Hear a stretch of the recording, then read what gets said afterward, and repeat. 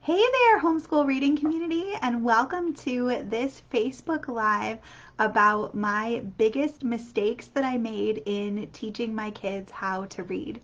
I actually realized as I was getting ready for today's Facebook Live that I have a lot to say about this topic. I don't know if I just made a lot of mistakes or if I have learned a lot from them, but either way, today I'm going to be talking about the biggest mistake that I made in teaching my kids how to read, and then I think this is actually going to end up turning into a 2 or maybe 3 part Facebook Live series over the next couple of weeks to talk about the mistakes that I made and the lessons that I learned from them. And I'm just excited to share this with you so that you can learn from my mistakes and not make them when you're teaching your kids how to read. And I'm just excited to be able to share that. Today I'm going to share the biggest mistake that I made when I was teaching my kids how to read and what I did to, or what I've learned from it and what I would encourage you to not do. And then next week I'm going to be back to share the other mistakes. Today is going to be a little bit more of like a thought mistake that I had, and then next week we're going to be talking about some of the more practical, like what I did that I shouldn't have done kind of mistakes. So I want to start with this one though by asking you all a question. Who was your favorite teacher that you ever had? Can you type in the comments, tell me who that was? I have a reason for asking. I want to know who your favorite teacher was. And this is especially going to work well if you were not homeschooled your entire life, like if you went to public school or if you went to college, or like somebody other than if you were homeschooled, don't put your mom. But like somebody who was your favorite teacher? I'm curious to know. And tell me also, like, what was it about that person that you really appreciated or liked or respected, or like what made them such a good teacher? And I want to share mine while y'all are typing. So I had this teacher. It was actually the assistant teacher when I was in second grade, and she was my favorite teacher. I went to public school as a kid, all throughout. So she was the teacher's assistant in my second grade class, and I absolutely loved her. We bonded. I don't know. I clicked with her, and I would come and find her every day after school. Even after I went on and was not a part of her class anymore, I would still come and find her every day after school and give her a big hug, and she'd give me a big hug. And I loved her because I don't actually remember, like, I mean, I remember second grade, but I don't remember too specifically any of the things that we learned. I mean, I'm sure I learned things because like I know second grade things now, right? Like I know how to do math with, like, exchanges and all those kinds of things that I'm sure we learned in second grade, but I don't remember specifically like, oh, in second grade we learned this. I don't remember that. But what I do remember is that in second grade I was in a ballet class, and I remember that this particular teacher's aide invited several of my friends and drove them to my ballet recital, and she came to the ballet recital and she brought a bunch of my friends with her to the ballet recital. So not only was she there to support me, but she also brought my friends with her, and they all came and supported me at this ballet recital.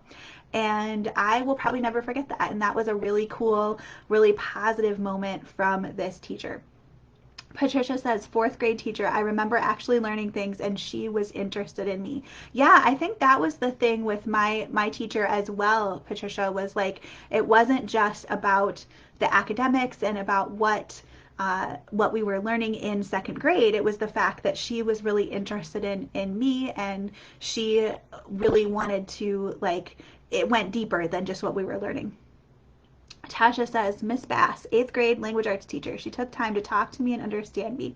She helped me to get a poem published in a lit magazine. Oh, that's so cool. I didn't know you were a published author, Tasha. That's awesome. And she met me and my mom for coffee that following summer to share with me that I got published. She's so very supportive. That is awesome. That is so cool. I didn't know that. That's awesome, Tasha. Yeah, so it's interesting that as we're sharing all of these things, like there's a common thread here, right? And the common thread is that all of these teachers that we're remembering and that really made an impact on us, it wasn't because of what they taught or how they taught it. It was because of the fact that they really had that deeper connection with us, and that they went above and beyond even what it was that they were supposed to be teaching to really connect with us on that deeper level. And I thought that that was really interesting as I was thinking about this, because when I went to college to become a teacher myself, there was this saying that they would tell us in our education classes. And maybe you've heard this because it's kind of common. You can let me know. Let me know in the comments if you've heard this. They would tell us as teachers that our students won't care what we know until they know what we care, until they know that we care. There it is. They won't care what we know until they know that we care. So it was teaching us as teachers that we were supposed to build some sort of a connection with our students. And then from that place of connection, then our students would start to care what it was that we were teaching them. And I think all of these teachers that we talked about, Miss Bass for Tasha, and um, Patricia's 4th grade teacher, and my 2nd grade teacher assistant. Oh, Heather says Norris, Mr. Norris. He was my high school English AP psychology teacher. I liked his dry sense of humor and that he didn't let the slacker loud kids take over the class. Oh my gosh, I have been in some of those classes, Heather. That is so frustrating. I totally get you. Okay, so the interesting thing about this, they don't care what they know until they know that you care. That was something that we were all supposed to do as public school teachers, is that we were supposed to build connection with our students. And then because we came from that place of caring about them, then we would be able to sort of have the in to be able to teach them something, right? And so the goal was to take this class of 20 to 30 students that were new to us that year, and maybe depending on your subject and how old your kids were, you might spend the day with them if they were younger, but if they were older, you might only see them for an hour a day. So you were supposed to build this connection, and then from that place you were supposed to teach them whatever it was that they were supposed to be learning. And I think this is really interesting, because if the connection is the part that we really remember about what makes a teacher really, really great, what does that say about us as homeschool parents? Because of all the things that we're doing and all of the pieces of being a teacher that we have to figure out, that connection piece is the one that we are already naturally really good at. It's our slam dunk, because the kids that we're teaching are our kids. They're the ones that we have been connected with and building connection with their entire lives. They are the ones that we were connected with before they were even born in a lot of cases, because, if we are, unless it's like an adopted child or we're the grandma or something, like we probably carried them, right? And so we are building that connection with them before they're even born. And that's the connection that we are using when we're teaching our kids. We're coming from that place of being connected with them to be able to teach them about math or about science or about reading. And the thing is that our kids do care what we know, because they already know that we care, because we're their mom. Nobody else on this whole planet cares about them more than we do. And ultimately, that's what makes us successful as teachers. So, and that was my mistake. That was my mistake when I was teaching my kids how to read, was that I didn't see that. I didn't trust in myself. I didn't trust in the connection that I had built, especially with my son when I was doing this for the first time. And I got in my own head about how difficult the process of teaching reading was and how complicated the English language was. And especially when he started to get frustrated with those reading lessons and I started to see it not working, I got in my own head about how it was probably all my fault that he wasn't learning things, and about how if I knew more, he would be doing better, and about why wasn't this working. And I started to blame myself and get frustrated, instead of focusing on the fact that I am the one who is the most equipped to teach him to read, because I am his mom and I know him better than anyone else. I'm the one who has the greatest connection with him of anyone on earth. There was a study that they did in 2018, and if you've been around for a long time, you might have heard this before, but I want to share it again because this is my absolute favorite scientific study of all the scientific studies, which is kind of funny because it's not even a study directly about teaching reading, and if you know me, you know that I love those reading studies. But this study was done in 2018, and they were exploring elementary school classrooms, and they were studying the strategy that they sometimes use where they'll have a teacher stay with their class for more than 1 year in a row. So they'll have somebody, for example, the teacher will get a new class of kids in second grade, and they'll teach that class second grade, and then the next year the same teacher and the same kids will stay together, and that teacher will teach those kids third grade. And so they were trying to figure out if this practice, this idea of having a teacher stay with the same class for 2 years, if it has benefit for kids.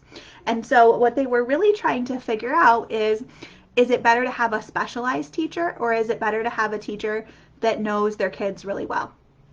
And it's probably not a shocker at this point, but the results of the study, I want to read to you just a little bit from what it said. It said, teacher specialization, so that's when you have the teacher who is the expert at all things third grade math and third grade reading and third grade science and who knows the third grade curriculum. When you have them teach third grade and somebody else who's the expert at second grade science and second grade math and the second grade curriculum, when you have them teach second grade, teacher specialization has negative effects on student achievement. That means the students do worse, given that this likely decreases student-teacher familiarity. So what they said was that when the teacher is an expert in their subject, but not in the students do worse. And when the teacher is an expert in the student, but not necessarily the subject, the students do better. I love this study because for us as homeschool parents, it gives us so much confidence and so much hope to know that we have that most important piece. We already have the connection in place, and there's lots of opportunity for us to learn more about teaching reading. And this is a great place. This Facebook group is a great place to do that. But we can also trust and we can know that because we have that connection with our kids, that some of that is going to just happen and just fall into place because of that connection that we have and that we've made with our kids. So this was the mistake that I made. I wasn't confident in myself. I wasn't confident in the relationship that I had built with my son, and I wasn't confident in my own ability. And I think it's kind of funny now looking back on it because I should have been, right? I mean, I had a degree in education and over a decade of experience, and yet somehow still, when it came to teaching my own son, it somehow felt different to me.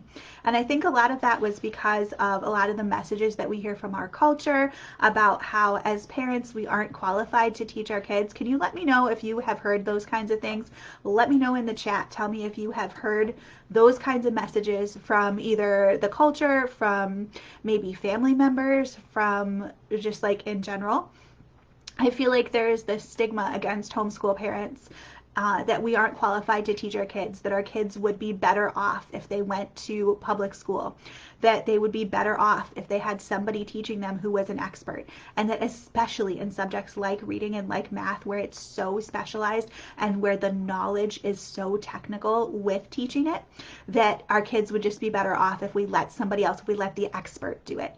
And I feel like that's such a thing in our culture right now, is to go and seek the expert and to ask the expert to do it, when in reality we as parents are responsible for a lot of these things and we can do them. So that was the message that I was hearing, was that I wasn't qualified, and I definitely bought in. And I noticed that as that started to happen, that it carried over to my son as well. And that my lack of confidence in myself led to a lack of confidence in my son and in his abilities. I think as he saw me not really too sure what to teach him or struggling with that he started to lose confidence in the process and in himself as well. And that was something that I definitely wish I could go back and change. Now, as I'm teaching my daughter to read, and as I do have more confidence in the process that we're using, in the resources that we're using, and in the Reading Better Together curriculum, and in everything that that I know and that I've seen work now with my son and in my classroom, it's different. My daughter has a confidence that my son did not have as he was going through this process. And I think that's because I am more confident in myself as I'm teaching her than I was when I was teaching him. She's a lot more confident now because I am.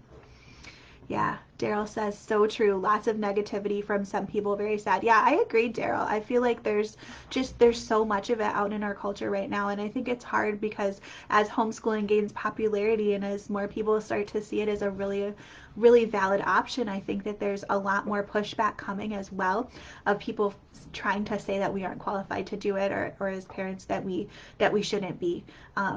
And there are a lot of reasons for that. But yeah, I agree. It is very sad. Heather says, I got a little of that. My husband's aunts are all retired teachers and they pushed a bit. Yeah, for sure. I got a lot of it too from family, Heather, especially before the school shut down. I got a lot of it from family, like when we first started. And I think once the schools were shut and my parents saw and my family saw that it wasn't it was a good thing at that time, then now they've started to be a little bit more flexible and understanding about like this is the choice that we've made for our kids, and I'm not getting as much pushback now. But yeah, I still get some pushback too, for sure.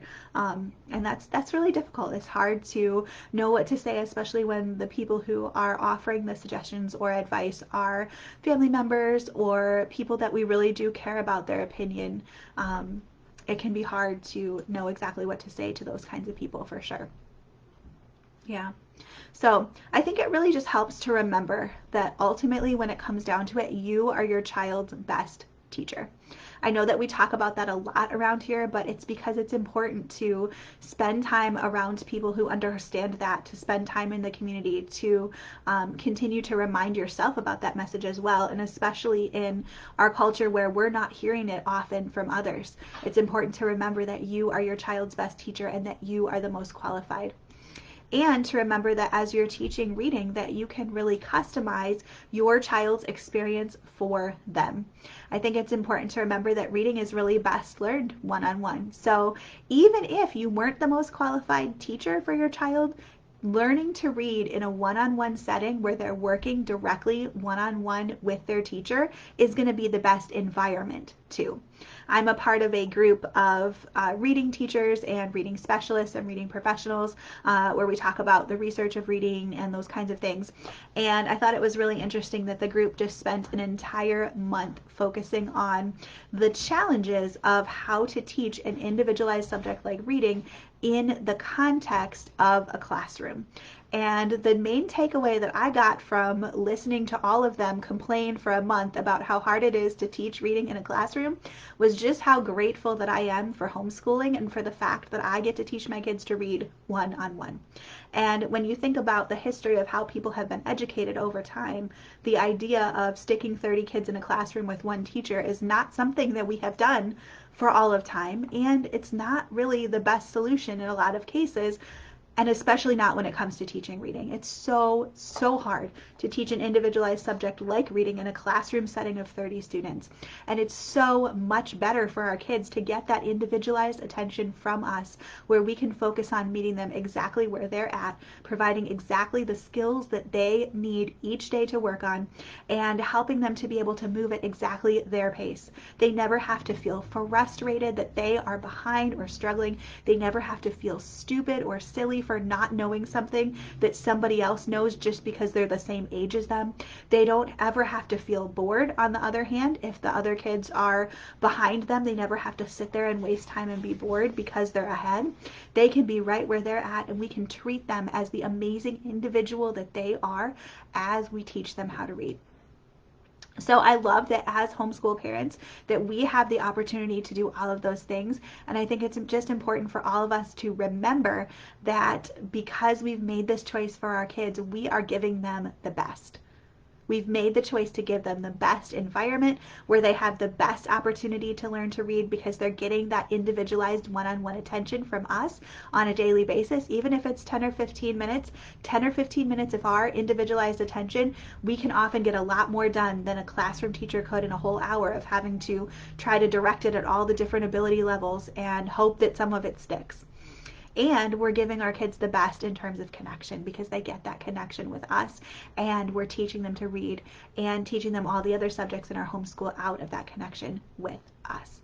So hopefully this was helpful and encouraging to you today. This is what I wish I could go back and tell myself when I was just getting started teaching my son how to read. I wish that I could go back and tell my past self that it was going to be okay, that I was going to be a great teacher, that I could have the confidence and trust in the process knowing that I have that connection with him, that I care about him more than anybody else, and that when push comes to shove, I am not going to let him fail. He's going to learn to read, and that is the only option.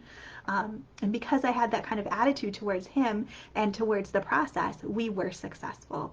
And he is a competent reader now.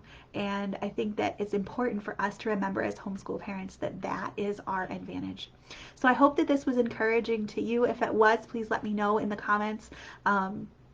I would love to know that. And again, if you have questions about teaching your child to read, you're always welcome to ask them here in the group or to email me, sarah@homeschoolingforhim.com. I love to help you and come alongside you in the process of your reading journey with your child, and to be able to encourage you and just to answer questions as well. The reality is that the process of teaching reading does have a lot of complicated steps, and it does require knowledge for us as parents as well. And so next week I'm going to be back in the group on Wednesday at 3 o'clock to talk about the other two mistakes that I wanted to share that I didn't get a chance to get to today. And I'm going to be talking about some of the more specifics of the reading journey and what it looked like with my kids, and then also the mistakes that I made that I don't want you to repeat. So I'm excited to be back in the group for those next week, and I hope that you all have a wonderful week. Thank you so much for being here, everybody. Bye. I hope you enjoyed this video, which was recorded live in the Homeschool Reading Community Group. This is a free Facebook group where I share tips and advice about homeschooling and teaching reading. You'll also find community with other homeschool moms like you, plus freebies, giveaways, parties, and more. I would love for you to join us over at the Homeschool Reading Community. Make sure that you check out the link in the description of this video for all the details.